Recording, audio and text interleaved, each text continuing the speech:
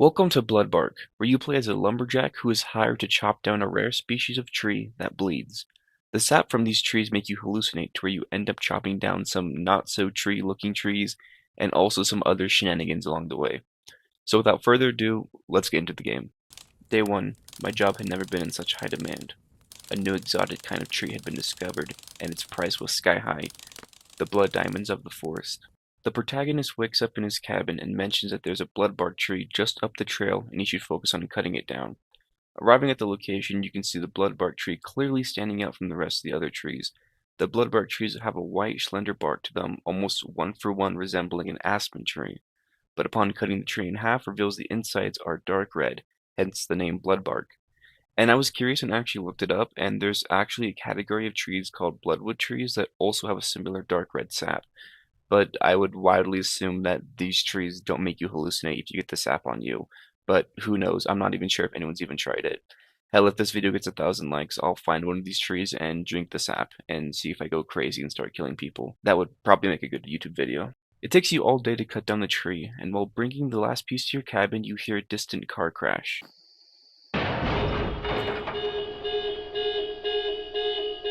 After assuming it to be a drunk driver, you put the piece of wood down and sleep for the night.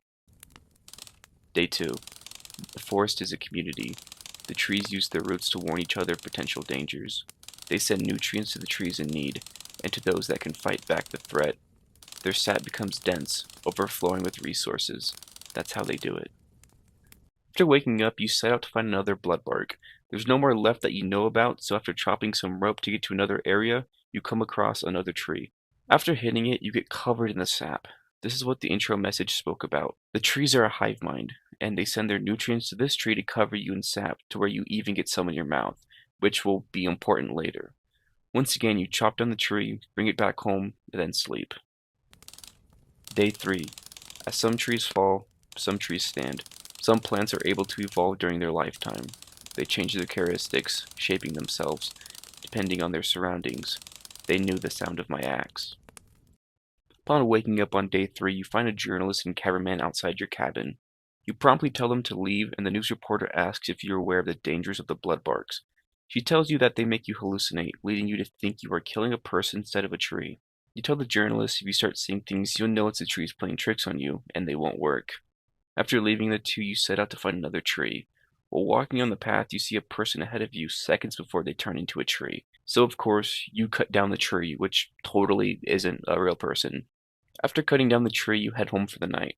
But right before you make it to the cabin, a Terraria blood moon spawns in, and the chopped logs turn into a dead person for a split second before it goes back to normal. Day 4. It's almost uncanny the way they accept death, the way they fall without resistance. The forest uses their deaths as a warning, a sign that I should stop. After waking up and continuing on the path, a tree falls, opening a new area. After finding another tree, you get to chopping.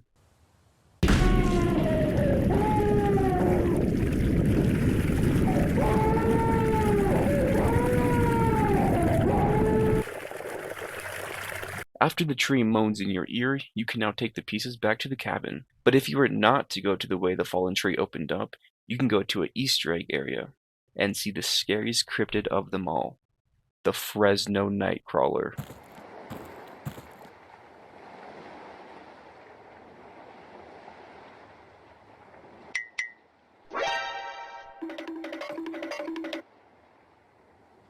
Yeah, this is extremely stupid, but going further down the trail, you can find a lake with an Angry Bird slingshot. Upon breaking the rope, the ball turns into a cocoon, and if you hit the cocoon, a giant mosquito pops out of it and flies away. This makes absolutely no sense to me.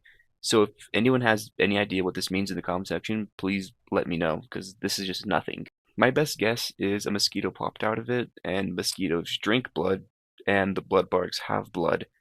So yeah, welcome to game theory. Although mosquitoes don't come from cocoons, so this really just makes no sense to me. Day 5. Their sense of cooperation is immaculate. 1,000 brains in unison. They are not like us. They are better. You wake up in the middle of the night, unable to sleep, so you might as well take a walk in the woods, which is a totally safe thing to do. After coming across some gooners in their car, you have the choice to just keep walking or hit their car with your axe, which causes them to freak out and leave the area. After approaching the building, you can find another tree spray painting the bathroom, which everyone knows trees love to disguise themselves as human and do graffiti art in their free time. But tree or not, graffitiing is illegal, so you take matters into your own hands.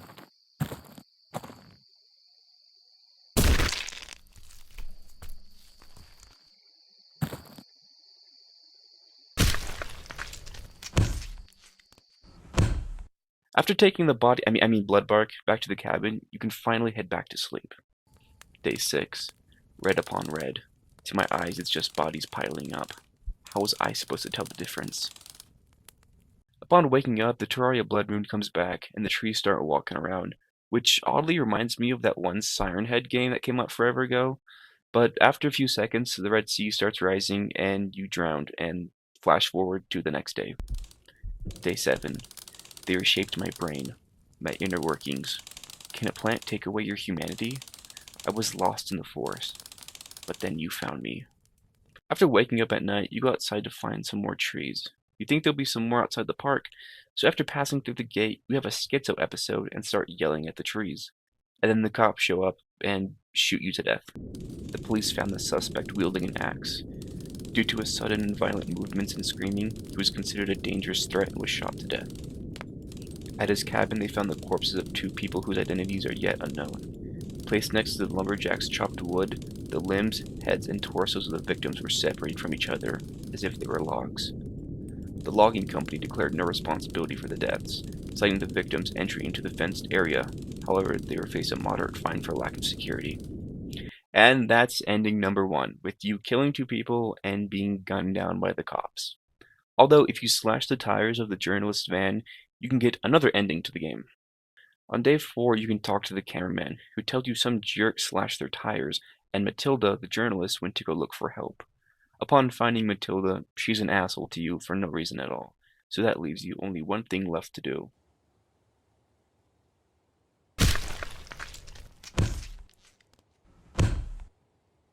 After carrying the graffiti artist's body back, Craig, the cameraman, will see you and alert the police. Craig, the journalist, ran away from the park. After a few miles of walking, found a fuel station where he asked to use their phone, as his had run out of batteries. He called the police, and once they arrived at the fuel station, he showed them the footage he had captured of the lumberjack carrying the headless and limbless torso. The police went and arrested the lumberjack after finding 2 bodies in his cabin. The lumberjack claimed the bodies were illusions, and that he had only been carrying logs. When asked about Matilda, however, the lumberjack remained silent. He'll be sentenced to life in prison. And that is Bloodbark. I had a lot of fun playing this game, even though it was extremely short, but I'm really close to 5,000 subscribers. So if you liked the video, consider subscribing, and let me know in the comment section if you know a game similar to this that you want me to talk about in another video.